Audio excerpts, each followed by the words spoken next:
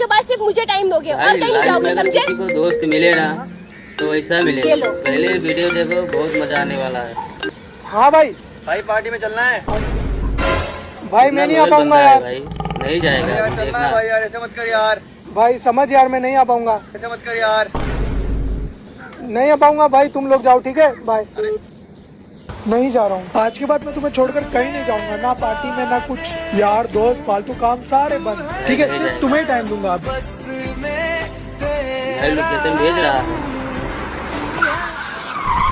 भेज दिया लोकेशन, गाड़ी भी आ गई।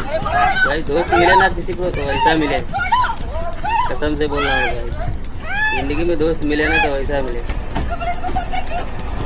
लेके जाना है तो लेके जाना है, कैसे भी लेके जाना है। भाई तूने इतनी देर खींचा, लग गई मेरे यार। पार्टी करेंगे भाई, मस्त। लोकेशन तुम्हें बस भेजी और तुम आ गए। देखा भाई, दोस्ती का फायदा।